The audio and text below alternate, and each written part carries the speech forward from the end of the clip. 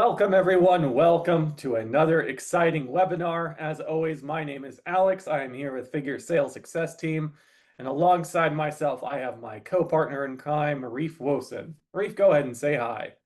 Hello, everyone. How's it going? Hopefully, many of you have met me or spoke to me at this point. But yeah, happy to be here. Now, you may notice Tim is not in the building with us. That's because he's in a completely different building this time. He is out and about traveling. He is meeting so many of you in person. He's been doing a lot, I can tell you that. He got that great promotion to senior director, and I guess he decided that travel package was a part of it. So this is something that we are here. We are going to be talking about a whole bunch of different stuff today. I do want to do some housekeeping items here at the very beginning. First and foremost, you will notice you are all muted. If you've joined us before, that's very common. I absolutely want to encourage questions with this session. We are going to be talking about a lot today. This is something where I want you all to be engaged, and I want this to be an interactive session.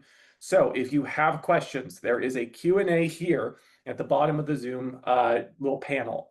Feel free to post your questions in the chat. Reef, I know you're going to do a great job monitoring those. What are we talking about today? Reef, what's on your mind? For me, it is borrower support. That's probably the front and center thing I can think about past few weeks. Too many conversations with too many LOs and leadership, just trying to navigate how to push an application forward that is stuck, right? Maybe there was a condition, you fulfilled the condition by uploading that document, and then now you're waiting to hear back. So there are very smart ways of going about this, and we can talk more about that. Do you want to talk about that now, Alex, or you want to segue back? No, I think that's really good. We'll get into that. But here's the topic in mind, right, Reef, is the fact that I have been going and doing a whole bunch of virtual trainings here the past couple weeks, and I have been going across all their partners, and I've been really engaged with their AEs. I have been talking to their AEs or something similar, right? That's providing loan officer support. I have been teaching them how to read Lead Portal, read the different statuses, look through our documentation. I've been talking about borrower support, and it's just something that's really been at the top of my mind when it comes to this product, because I think someone said it best to me. This is really a black box product.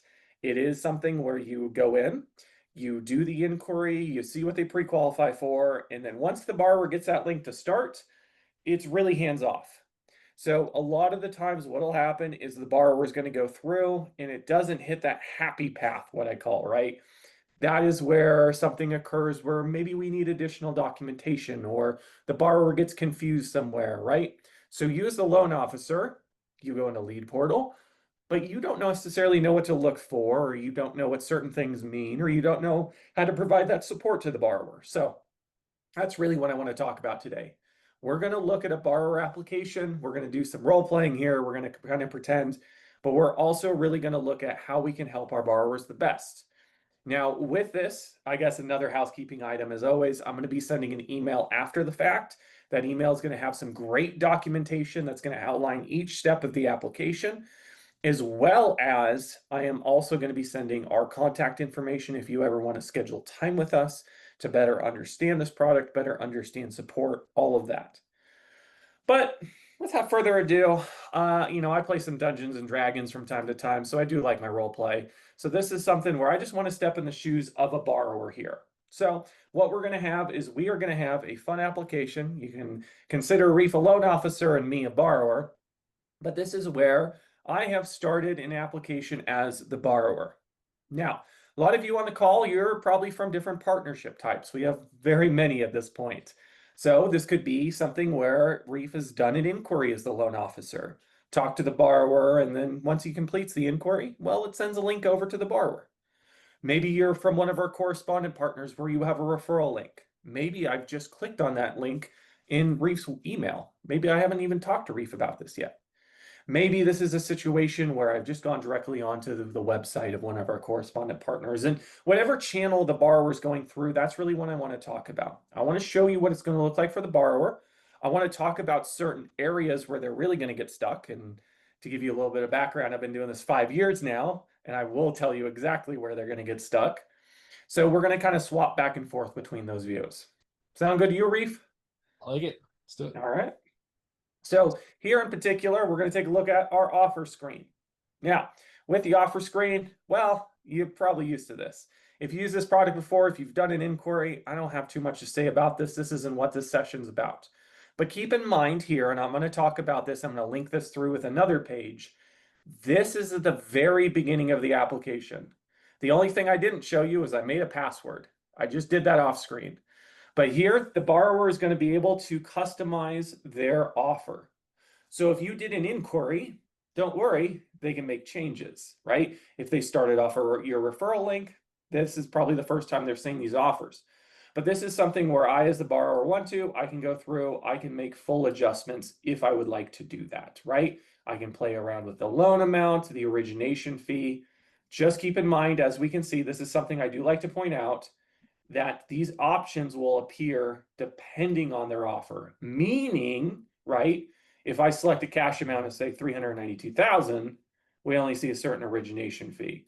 Whereas if we go ahead and play around with it a bit more, well, we're going to see more origination fees. If you're curious why that is, it's because we have a $12,000 cap on our origination fee. That's the kind of short end of it. But this is something they can play around with. This is something where you can see those initial offers in Lead Portal. I'll show you that. But more or less, they can just select whatever offer they want to, so on and so forth. Same thing with our debt consolidation. That's going to be down here at the bottom. So if I was a borrower, I could click on this. I can go ahead and select what debts I have to go ahead and pay off. One thing I do want to show very briefly, because I've gotten a lot of questions on this, this is something that I realize I do not show during my trainings, but this is something where they have two options depending on their offer, depending on how much money they're taking out, basically. They can either preserve that cash amount, right? Preserve that full disbursement, or they can deduct it from the loan amount. Depends on what they want to do in that particular situation, depends on what they're going to do. So, for example, if I select maybe that junior lien, I'm still going to have the option, but if I had a lower loan amount, I wouldn't have that option, right? So it's very important here for the borrower, I should say, to take their time, look through it, make sure the offer is what they want. But I will show you later where they're going to have one last place where basically they can change their mind if they want to. They can re-customize it. All right, Reef, this is what I really want to talk about though, right? I'm a borrower. I'm your borrower. I'm on this application. I'm going to have your information here, Reef. I suppose it's mine because I started this application as a test. But let's say, for example, right, I'm the borrower. This will have Reef's name on here. It's probably going to have his handsome mug on there as a picture because he put it in his profile and Lead Portal, as well as it's going to have his contact information because he's a good loan officer. He put his phone number in there. He put in his email, all of that. So if I'm here, I'm the borrower and I go, I don't know what I'm supposed to be doing. I don't know, I have a question on prepayment penalty, that kind of thing. Well, I'm going to have my loan officer, of course. So if I click this button, I can give him a call. This website does work on mobile, right? That's probably going to be the best use of that button. I don't think my laptop does actually have a dial out feature. I don't think Skype does that anymore if Skype is still around.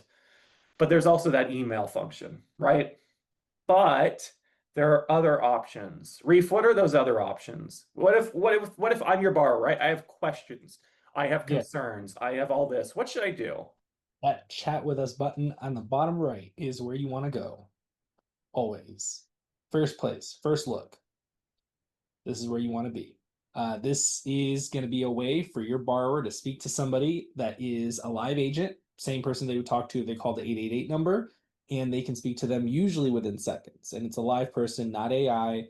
And this is where you want to funnel all of your applicants.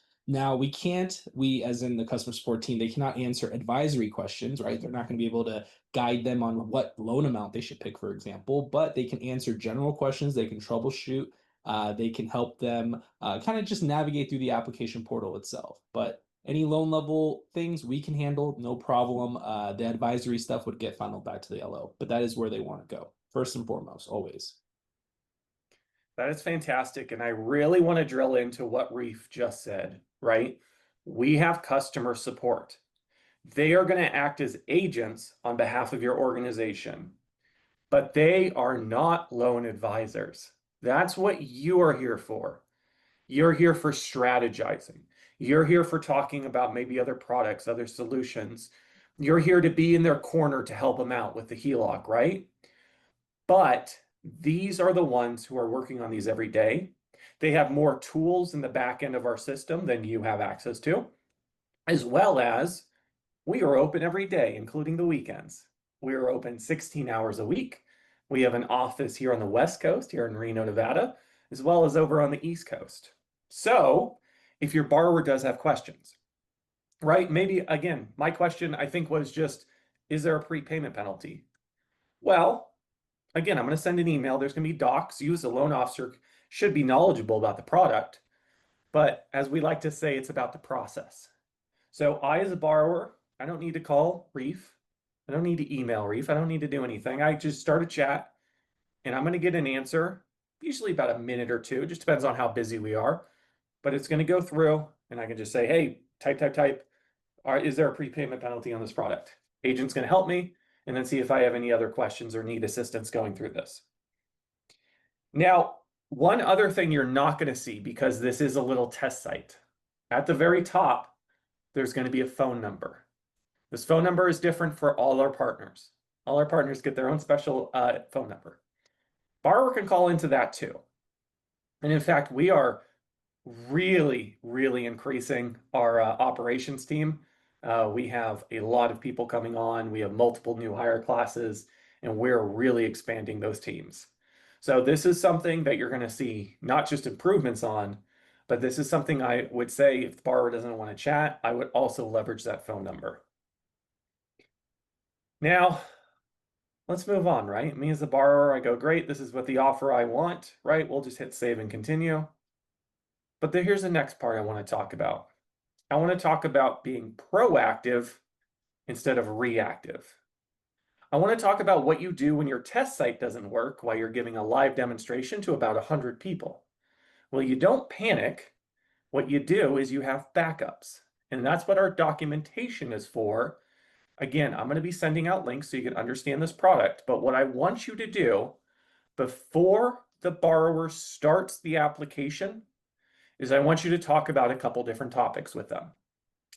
The first biggest thing to me is going to be around ownership type. We see a really big influx from people who have their properties held in a trust. And you may have heard me talk about this before. We absolutely lend to trusts, right? I don't want to sidestep that. We lend to trusts. They have to be revocable. Number one, that's the biggest thing. But the big thing with trusts is we're going to request their certificate of trust. And this is where the slowdown will come into play.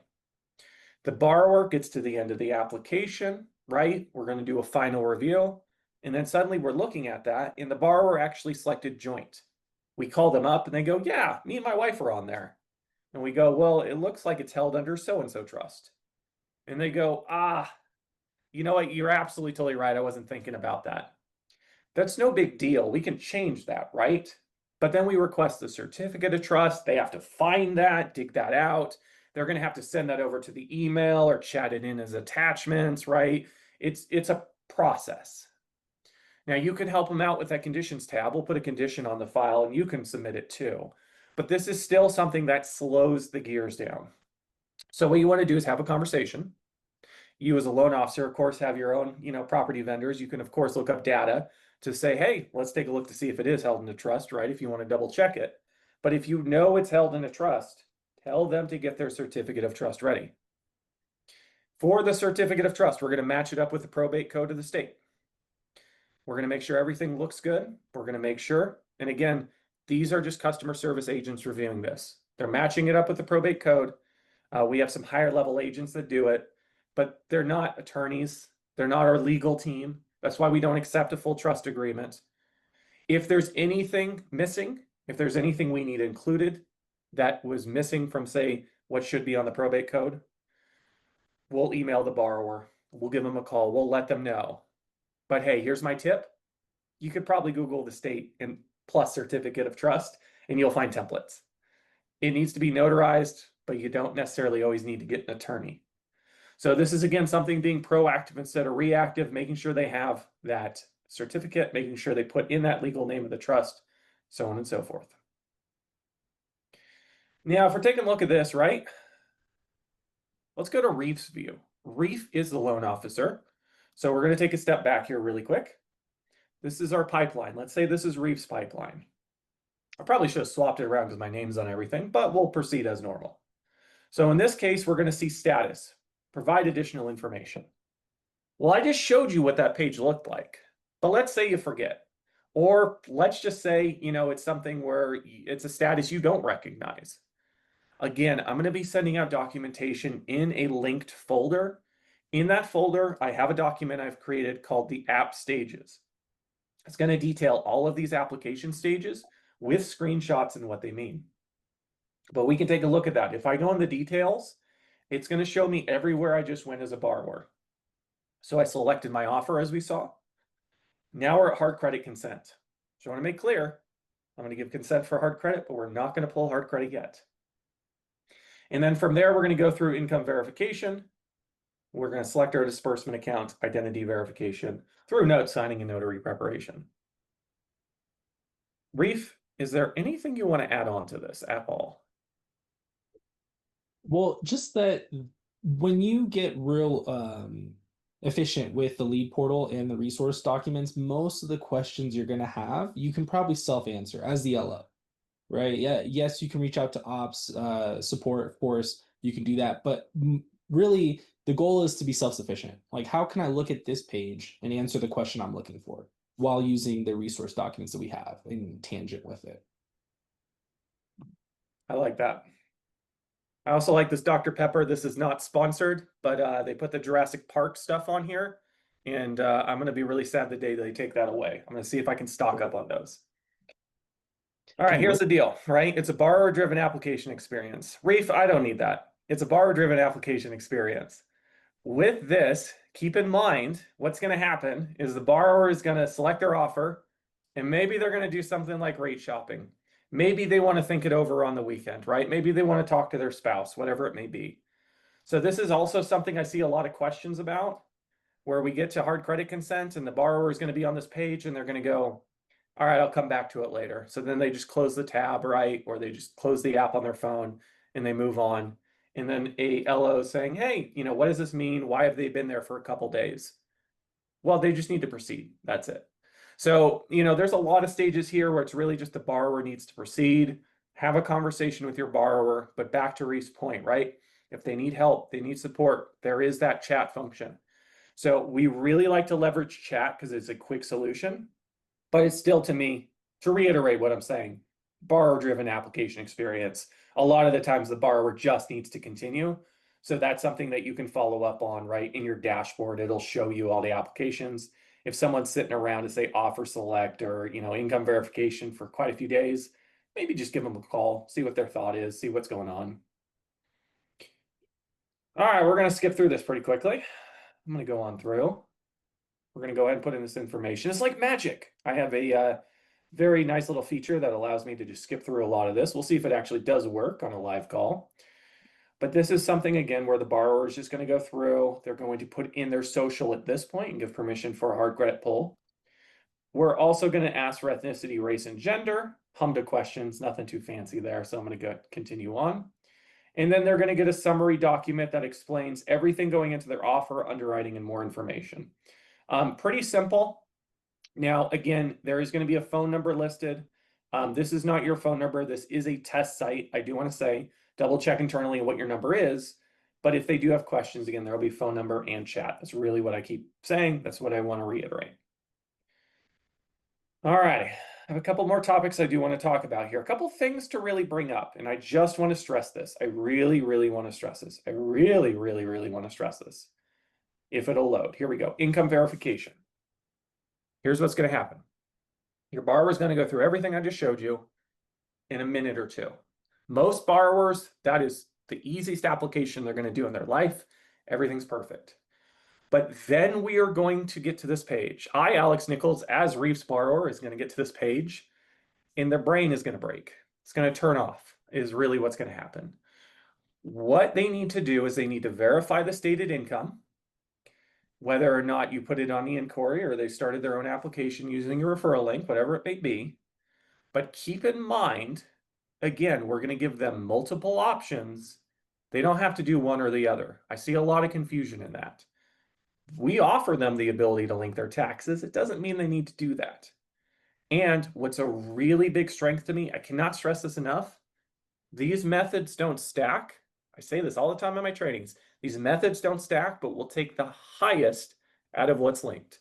So there's no penalization for them linking an account. So checking is the quickest. It absolutely is. It'll get verified in a minute or two. But I tell everyone, just link your checking account. If you have a personal checking account, just link that up. You will be surprised at what it pulls in. And again, it'll calculate that up for gross income. That's the number we're looking for. Other methods include taxes, payroll, assets, investment, rate, retirement, savings, that kind of thing. But again, Alex, they get choice. Go ahead, Reef. sorry to interrupt. I just want to touch in a little bit on this because this is a topic that comes up quite often in meetings that I'm in. So loan originators, and this is totally fair because the mortgage industry works this way, but they're afraid to show too much, right? They don't want to link taxes because they might show write-offs, depreciations, whatever the case is, and they don't want that to punish the borrower. Like you mentioned, and we want to reiterate this, there is no punishment in our system. Our system will always take the highest amount. So if you want to link the taxes, go ahead. It's a no harm, no foul thing. So if taxes show $50,000 verified income or $20,000 verified income, but bank accounts show, 100,000, we're going to be using 100,000. So there's LOs that don't even allow their borrowers to exhaust all the options because they're afraid of what might be shown. Maybe Figure is going to see that they had business losses, right? And now they're going to punish that and take it away from the income. So please exhaust all the options. If they link one bank account and it verifies enough income, well, they just spent, 10 seconds, 20 seconds, and they verified their income, they're good to go. But they do have the option to exhaust all of them. So keep that in mind. This is a little bit different than what you've seen before. We don't average incomes. We don't look back 2 years, 3 years, things like that. So have them use all the accounts they could possibly have access to. I love that insight. See, Reef is the expert. This is why he is the best. What we're going to do is we're going to link our checking account, right? This is the quickest, it's fastest. We use Plaid for that. This is what it's going to look like. More or less, it is, again, a test website, even through Plaid. But let's say I want to link up a Chase account. All I need is that username and password. And I want to stress this, right? We'll call it First Platypus Bank. If I'm logging into First Platypus Bank, I am literally logging into my bank account. And then I'm giving Plaid permission to go ahead and connect the account. So in this case, I'm saying connect account information. I'm just going to connect my checking, but it'll show every account, savings, CD, whatever it is. So this is something here. Again, we are not saving the username and password. That's what I really want to stress. So we'll go ahead. We're going to accept the terms and conditions. And what's going to happen here is Plaid is going to review the last 3 months of transcripts. It's going to look at those deposits. It's going to calculate them up for gross income. And that's about it. Reef, anything I'm missing there? No, I love it. It's great. Personal bank accounts only. Business bank accounts are not eligible. A lot of times it will allow them to link it, but it just won't verify any income. Keep in mind, our system does not care about the balance on these accounts. I have conversations all the time saying, hey, my client has 200K in their bank account, but it verified only 30,000. Why is that? Well, in the past 3 months, they've gotten about $30,000 worth of deposits. So it does not care about the balance. It doesn't care about what happened a year ago. It's looking back about 90 days, and it's looking for regular deposits. Think cadence and consistency, right? It's got to be like ACH style deposits. Can't be cash deposits or wires or peer-to-peer things like Venmo and Zelle. Those things are not going to work. But if it's an ACH style deposit that is coming from a regular source for a regular type of consistency amount, then the system will pick it up and it will gross those net deposits. LOs all the time say, how are you guys going to know their gross income when what's getting deposited is their net income? Well, our system does calculations internally. It will gross up those net income and it will then annualize it for you. So that's kind of a little bit of how that works. All right, so me as a borrower, I'm going to continue, and I'm going to skip through these pretty quickly, these next couple points. I'll just tell you what's happening here. So they're going to select their disbursement account. Because I selected that Chase account, it's already on here, but they can connect another account via Plaid or put in the account routing number. Just keep in mind, if they put in the account and routing number, we're going to ask for a bank statement to verify. That can add a couple extra days as well. So again, Plaid is the quickest, takes like a minute. So we're going to save and continue. And hey, I agreed to an auto pay discount, so I'm going to go ahead and authorize auto pay from that same disbursement account. And really last thing before hard credit here is what we're going to need is we're going to need an ID photo. Now, if on mobile, I can take a photo. Here I can upload it. But here's my big thing. This is probably going to be the borrower's hardest accomplishment, is because they are going to take a photo or upload it. It's going to be blurry. It's going to be cut off. It's going to be a scan, something that's going to be hard for the system to verify. So tell them ahead of time, again, being proactive instead of reactive, understanding the process and the product, understanding this, to tell them, have your ID ready. Also, make sure to take a photo where all four corners are showing. Make sure it's not blurry. Put it on a dark background, like a wooden surface. Make sure, because again, it's not human eyes looking at this, it's a robot, and robots are very picky, even if we could read the words. So no matter what it is, right, we can go ahead and accept, say, driver's license, state ID, passport, permanent resident card. Has to be US, has to be valid, but it's going to give tips and guidelines. And this is the same thing you should tell the borrower. Avoid glare, avoid all this. Because you'll see a condition on the file, we'll be requesting new ID photos. Again, it's just going to slow the process down.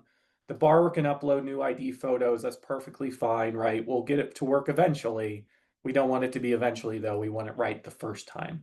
And this is going to really, really, really speed up the process. Here we go. You can have a fake license. Just trust me. What I would like to reiterate what Alex is saying here. Basically, going to repeat what he said, because it is software that's approving these IDs, right? We're on conversations, and the condition will generate, Alex, in Lead Portal. I'll be on a call with a loan officer, and they'll say, I uploaded this picture. I can read everything on this ID. There's no problems. I don't get it. I keep re-uploading it. It keeps rejecting it. Well, that's because the software rejected that ID. So if you upload that same exact picture of the ID 10 more times, it's not going to pass. It's looking for a different picture, right? So like all those, tips and guidelines that Alex provided, that they will help get those ID passed. Some states are a little tougher, Florida, Arizona, but keep in mind, it's not a person that is going to be approving these, it's software. So if it's asking for a different picture, please just take a different picture. Don't upload the same one. Oh, I do have an example of it. Hold on. I used to do trainings for our internal hires, and this was the photo I would use. So this is something where it's like, this is a good photo, right, of the ID. I, as a human, can read this, pretend I didn't Photoshop it. But this is something where, because there's background clutter, the actual automated verification is going to have a problem with it. So what we would probably want to do is crop this down. This is maybe something you can help them out if it's a condition. But keep in mind, even if it's a perfect photo, still an automated system. So the less background, clutter, the better. Again, all four corners showing, no glare, nothing cut off, anything of that nature, and then it'll run perfectly. For the most All right. part. Arizona and Florida, a little rough. Oh, Florida's rough, man. Y'all need to change your driver's licenses. I'll start a petition. It's a little tough over there. All right, now that I doxed my downloads folder, we're going to save and continue. And this is the big page I wanted to talk about, Reef, because the big thing here is, well, if it'll load, come on. I do have a backup. I do promise I'm not a terrible trainer. I just like this particular one because I could play around with it like I've been doing. Here we go. Here we go. Perfect, perfect. All right, this is what I wanted to talk about. This is so important to me because, one, I get a lot of questions about it. So I guess it's a bit personal. But also, this is something you really need to, again, be proactive and set the expectation for your borrower. What has happened, and you didn't see it because it happens in the background, is we've pulled hard credit and we verified their final offers. Because I've done this so quickly, like most borrowers will do, it remains the same, right? My hard credit's the same. I verified my income. All of that remains the same. No big deal. But here's the thing with this section. This is where they can modify their final offer if I've changed my mind as a borrower. So maybe I'm like, actually, I did want a different cash amount or something of that nature. But what's really important about this is once I hit save and continue, I can no longer modify my offer at all, period. It locks into the HELOC agreement. There's no modification, and I cannot stress that. So if I am past this point in time, then what's going to happen is if I want to change the offer, I'm going to need to call or chat into the customer operations team, request the application be canceled, contact my loan officer, have them start a new inquiry, go through that process again. The new application can be quicker, right? The borrower's going to know what they're doing, can pull in some data, but it's absolutely something to let them know, hey, as you're going through this, right, you're going to hit that final offer screen. Make sure this is the offer you want, right? Even sit down and have a conversation with them. Say, hey, once you hit that page, give me a call, right? Come into my office or I'll come to you. We can sit down and have a conversation about it. Make sure this is right. Because after this point, it's just getting them ready for notary. It's them really just getting locked in and agreeing to that. So if we take a look here, we can see the status is now final offer. So if we go into the details of this file, let's say we're Reef in this example, right? It's final offer. That's going to put us at the milestone of note signing. We are right before note signing.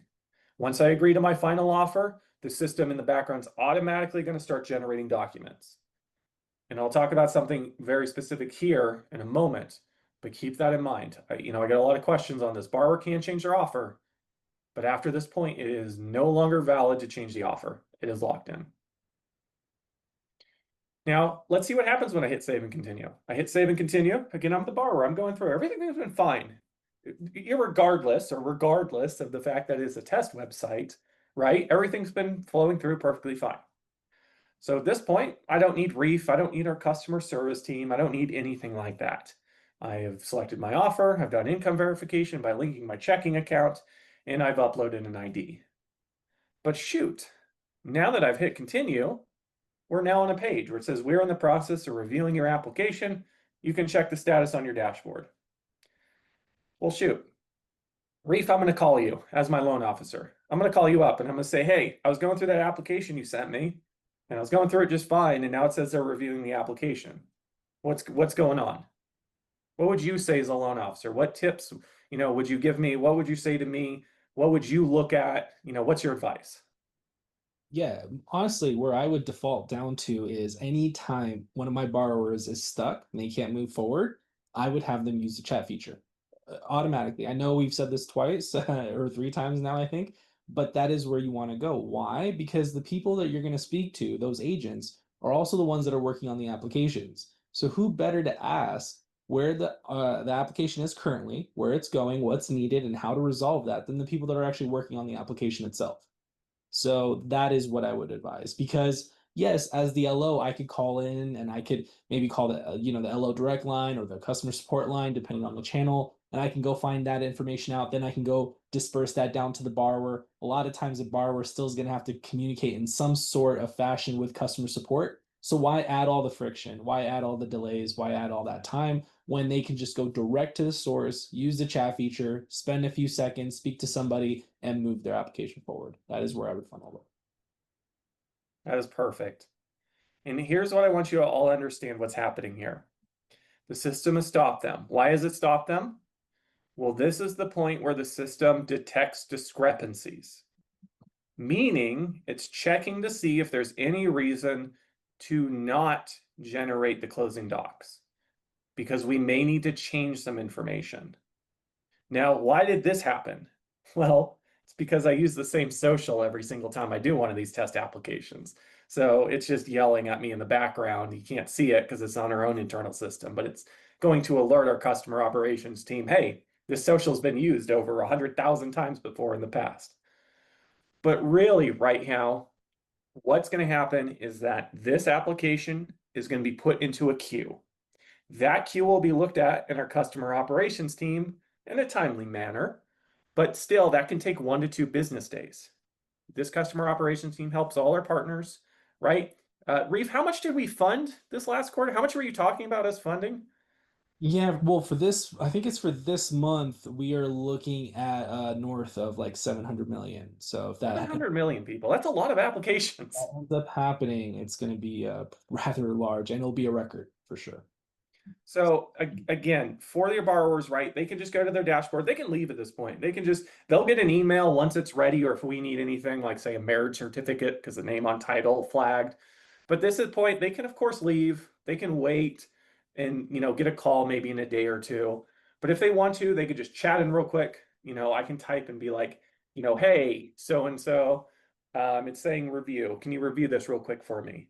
And that agent right there in the chat will basically bump them up in the queue. If they'll automatically look at that review, they'll take a look, and if there's anything we need, they're immediately going to let the borrower know and how they can send in what they need. Put a condition on the file so you're alerted as the loan officer. A lot of the times, though, we don't need anything. It could be a situation where it's a false flag, and the agent could clear that up, and the borrower could immediately proceed. So again, I cannot stress that enough. You as a loan officer, and again, being really clear about this, right? Again, going back to that statement, I can't get out of my head. It really is kind of like this black box product almost, where you're going to see the status, gen closing disclosure. Again, I'm going to send out a document of what that means. You're going to see and receive emails of milestones and how they're going through. You're going to see this as a note signing, but you're not going to see what we need. You're not going to see why the system stopped them. You're not going to see that the system really stopped them unless you know what the status is, right? So understanding the product and the process is good. But again, it still has to go through our customer operations team. You as a loan officer, you can contact our customer operations team, right? On behalf of the borrower. That is a possibility. But the borrower is already there. I, as a borrower, already have that chat feature. I click on the button. I can already get this done, right? So this is going to be the path of least resistance here. Can So, we, Alex, can we touch on the screen right before you had where you were showing the detail overview in the lead portal that you were just on? And can we just let them know essentially that what you're seeing on the right side is the milestone, and what you see at the top is the true application stage. A lot of times LOs are confused and they say, well, this file looks like it's at note signing. What is the holdup? Shouldn't they just be reading their disclosures at this point? Um, yeah, that's a really big thing to point out, right? On the stuff on the right, that's not all the application stages at all. Those are just general milestones. So unless you see a green check mark, it does not mean that stage has been completed, nor does it mean we're at that stage. That top status up there is what you actually want to go off of as your source of truth. this is going to be your big indicator. The documents will tell you what this means, where they're at, what the resolution needs to be. But again, for this particular one, right, it could be a lot of different things. And that's really for our customer operations team to review and see if we need anything at all. And if we do need something, a condition will be placed. You'll receive the alert. You'll have a condition in here that you can take a look at or more. But just keep that in mind. Again, a lot of this is going to be handled by that customer operations team. I think that was about all I wanted to cover today, Reef. Was there anything you want to cover? No, we got some questions, some good ones. Perfect. So let's start. Jimmy is asking, I have had a few people apply without me even knowing. Do we have some type of alerts that will let me know when someone is applying? I have seen the turn downs question mark.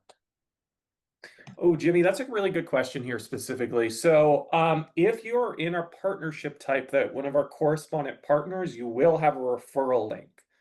That referral link, very specifically, right? If you have it in, say, like an email signature or your website, something of that nature, borrower is going to click on that. They're going to get started.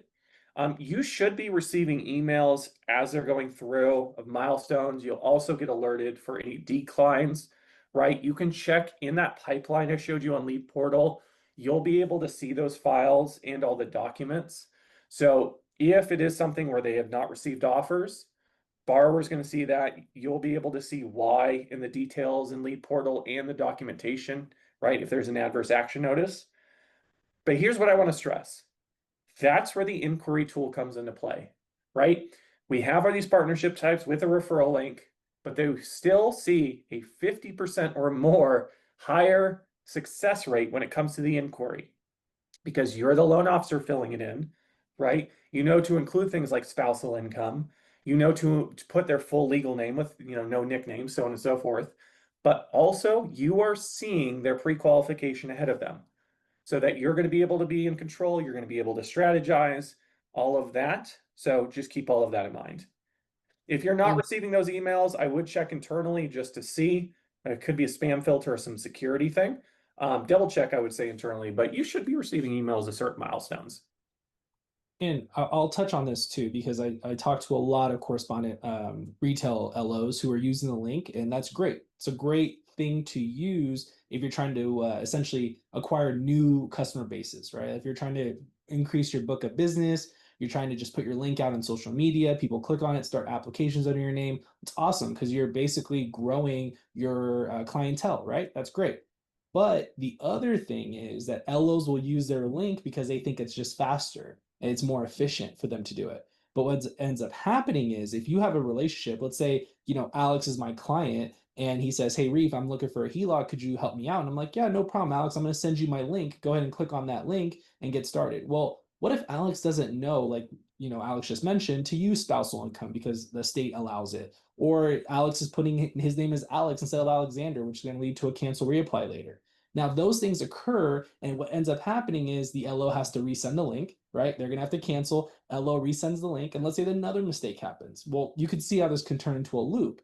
This could all be mitigated if you spent 30 seconds, a minute, maybe a minute and a half, and did the inquiry first, right, to set them up for success, and then that link gets sent out to them. So essentially, your take home message should be if you have a relationship with somebody, you had a conversation with them, and you can get the basic information you're looking for. You don't even need a social, by the way, to do this. Then you go ahead and do the inquiry. Not only are you going to see a plus 50% conversion rate for success and offers, but you're going to see a closing increase rate as well from people that are just driving from start to finish. So funnel, spend a few minutes to do the inquiry anytime you have a relationship with someone. Now, when you're going to just go out and try to get new customers, that link is incredible for that. But don't use the link for people that you could have done an inquiry for. And also, I'll mention this too, the best part about doing the inquiry is there is no adverse action, there is no decline experience for your borrower at all. If there are offers, great, you see them, you can send them off to your client if they work well. If there are no offers, let's say your client has low FICO or the property value didn't come back as expected, that's okay. Only you get to see that. It only shows it to you. It doesn't trigger leads. It's not going to solicit them. They're not going to ever call you and say, "Why do I have 100 phone calls now?" Because you're checking, by rates. It just shows it to you. Now you can control the narrative and you can pivot them accordingly. So that inquiry tool is much more powerful than just saving you, a few seconds from just sending out a link.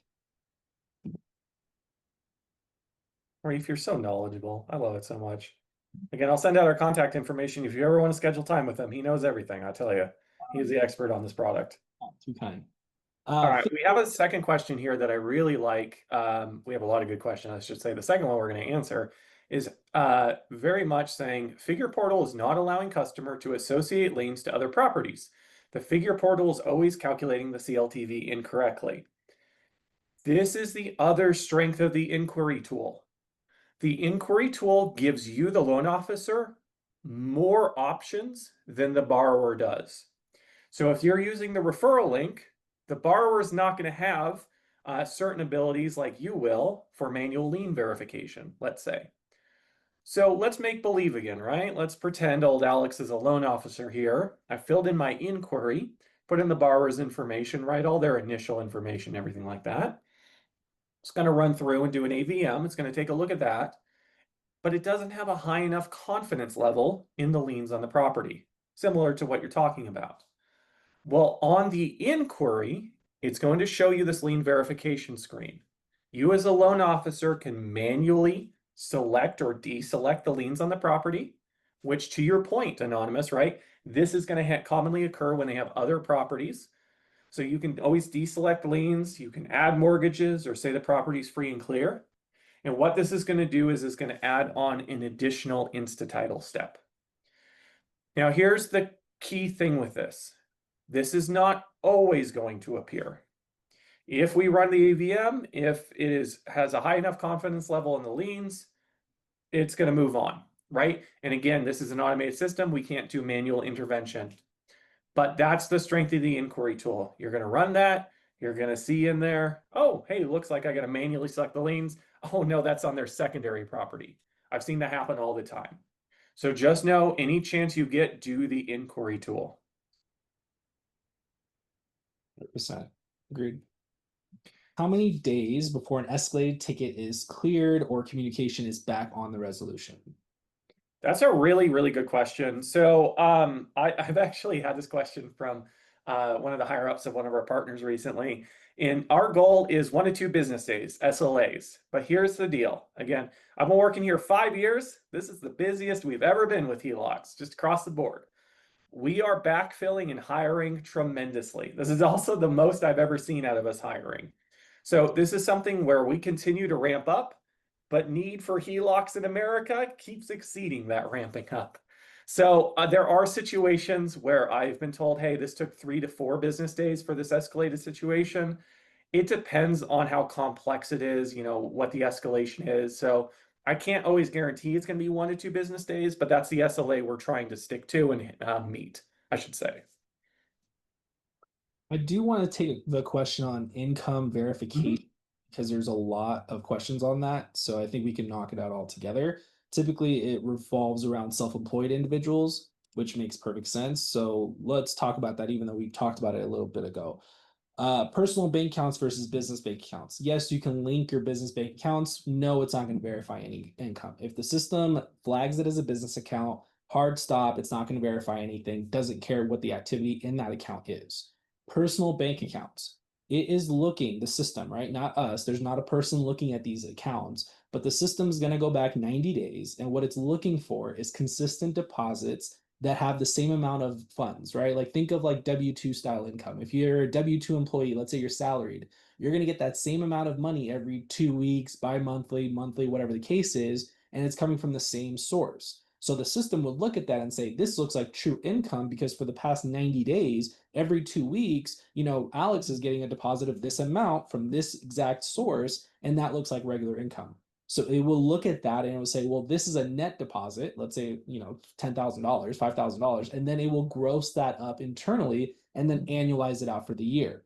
Not every deposit is going to be qualifying, right? If you got one deposit from one source in those 3 months, the system's going to say, hey, I don't really think this is regular income because what kind of regular income comes in once every 3 months? So it's not going to flag that as proper income. So it's going to disqualify it. It's not going to count it. Now, here's the value prop, right? The value prop is not that every single deposit is going to count towards your income verification. The value prop is it takes about, seconds to minutes to link up these accounts. And if it works, great. If it doesn't, pivot them somewhere else because we do not even pull their hard credit until income is verified. So it's a no harm, no foul process. And from when your borrower clicks the link to get started on the application flow, they're going to do a few things. They're going to review the offers, they're going to answer some HMDA questions, and then they're going to be at income verification really quickly, like within 5-10 minutes at the most. So in theory, you can imagine your client can exhaust all of their electronic options in 10 minutes, 15 minutes from start to then. If it verifies and it's good to go, awesome. Smoothest, easiest close you're going to have. If it doesn't, then maybe something with more manual intervention and a true underwrite is the better path. And that is kind of the way you want to look at the system, not trying to see if you can configure it into a traditional loan process because it's just not that. So set the expectations appropriately for yourself and your borrower. Income verification is set up for your borrower's success because we do not even pull their hard credit until their income is verified and we can confirm those offers. So that should hopefully answer a lot of the income verification questions on bank accounts. All right, Reef, I got a real example for you here. So we got Alexis Cooper here in the chat. She's got a self-employed borrower. The self-employed borrower has a business checking account, and they're having issues linking their irs.gov account. There's apparently some errors that pop up when they try to link. Are there manual options? What should this borrower do? What should the loan officer do here for Alexis?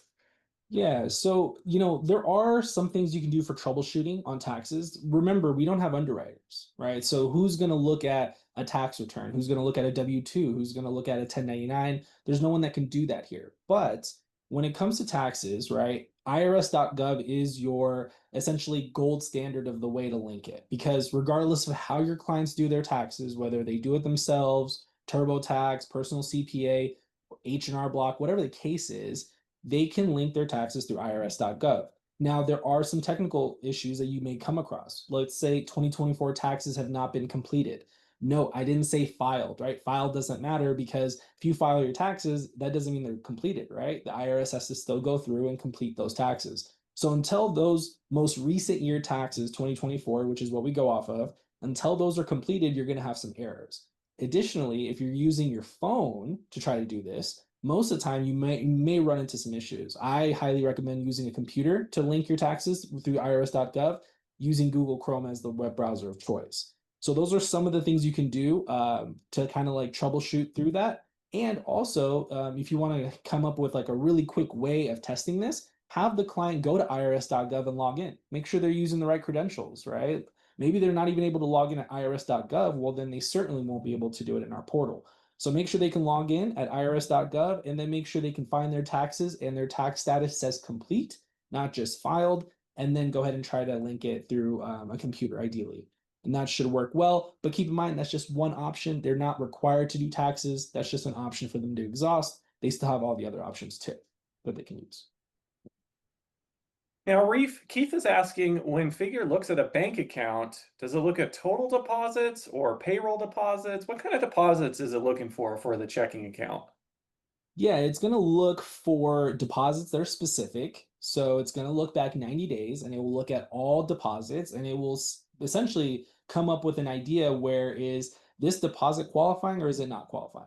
And if it falls in the qualifying bucket, it will count it as income. It will gross up those net deposits and annualize it. If it doesn't qualify, it just ignores that income. It does not care about the balance of those accounts. You could have $10 million in there and not a single deposit in the last 3 months, and it's going to verify $0. So that is what it's looking for. Now, Reef, how does the system know when the bank account is a business one? Derek is asking that. Yeah, so we use Plaid, third-party vendor, that essentially what they do is they validate bank accounts. So they work with JP Morgan, they work with Wells Fargo, they have partnerships with all the big banks. Bank accounts have electronic, essentially like trademarks attached to them that will flag as business or personal. So when you go set up a bank account, if you set it up as a business account or a checking account, the system will be able to know that. All right, Reef, I'm going to bug you one last time here. So someone anonymously is asking that you mentioned the system not being able to qualify via business bank accounts. Does that rule out all business owners, or do they just need to upload business tax returns?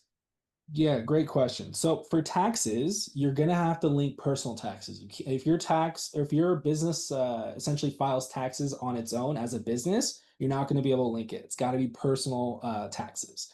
When it comes to personal bank accounts, this I have seen be utilized. Now, if it depends, right? Like, how are you getting paid as a self-employed individual? Are you getting paid by contractors? Are they depositing money into your bank account on a regular basis? Like, is it going into your business account only? Are you paying yourself out of your business account into a personal account on a normal cadence?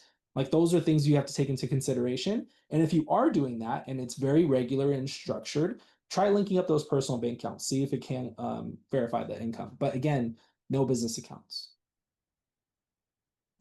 All right, folks, I hope that helped with income verification. Reef already put it in the chat. I'm going to send out an email with our sales success email inbox.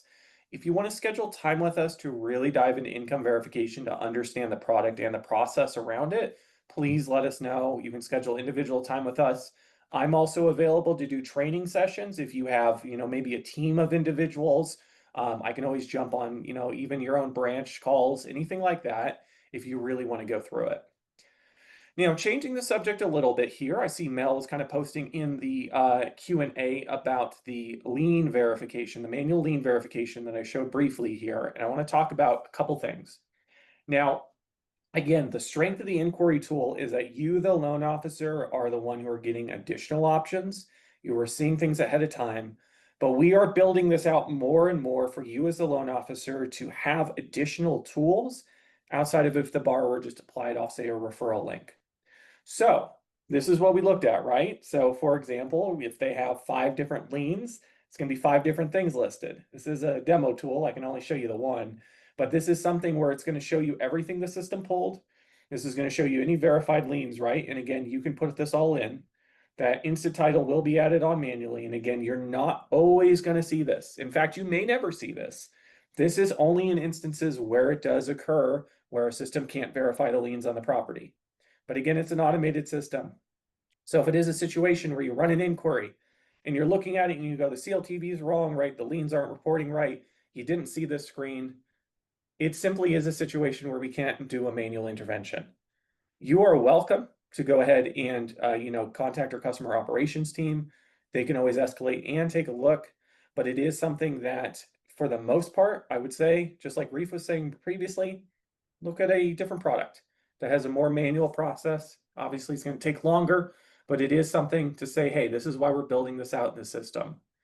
On top of that, we heard your feedback, right? Not only do we add a manual lien verification page on the inquiry, but we also added this in case there are multiple properties. If you've been with us for a while, you may have run into this situation before. This is something that our customer operations team had to do previously, and it took a lot of time because they had to do it. Because typically you would run an inquiry and then it would get stuck. You'd have to contact customer ops. They would then have to do their own work on the back end to select the right property, right? So it could add friction, it could add time. We're having you as a loan officer do it now. So for any reason, when we run that AVM and it can't detect what property it is, but it's close, right? In this case, we see differences in avenue 1, 2, 3, 4, 5, so on and so forth in my example.